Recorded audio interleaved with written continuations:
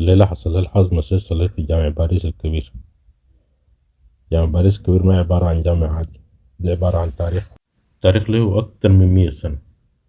1922 شهر 10 يوم 19 الساعة 2 أول صلاة اتصلت في الجامع ده.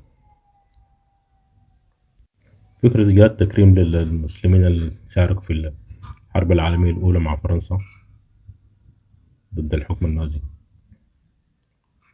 في ال4 سنين 450 عامل ومهندس وفني من دول المغرب العربي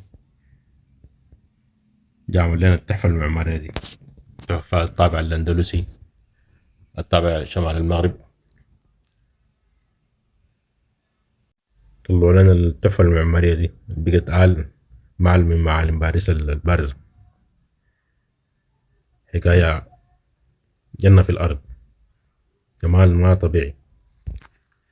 كل ركن كل زاوية فيه بيتكلم بلغة الفن والمعمار الإسلامي الأصيل. الجامع بس ما عبارة عن وجهة بنقصدها نحن المسلمين اللي قاعدين في باريس، بقت محل أثري، تحفة معمارية إسلامية.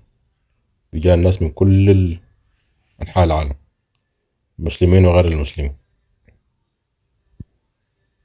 عشان تشوف الزخارف والتحف والمعمار الإسلامي الجميل. قدر ما تتمشى في هنا قدرت تكون قاعد طول اليوم في المحراب ده. راحة نفسية وهدوء، طمأنينة، جمال ما طبيعي. كل ركن فيه بيذكرك بالتعاليم الإسلامية والمعالم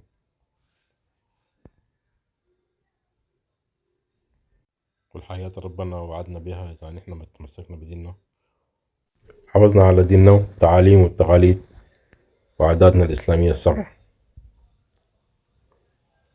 عن الجمال ده عليك.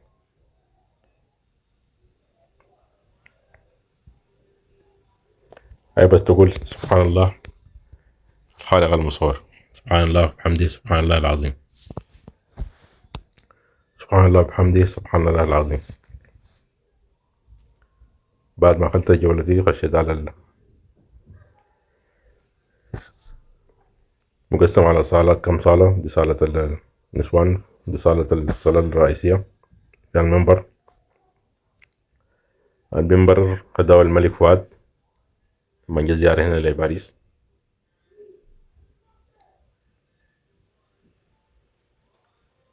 سنة 1929.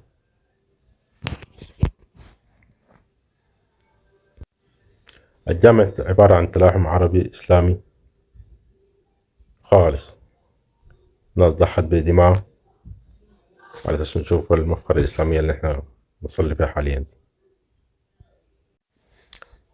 صلاة الجمعة وصلاة الأعياد دايما بيكون مليان شديد، ولكن لو لقيت طريقة مشيت في الأيام العادية خاصة في نص الأسبوع أو بداية الأسبوع الجامع فاضي، بتقدر تستمتع فيه بجماله، تاخد قاعدة معاك ومع نفسك ومع ربنا.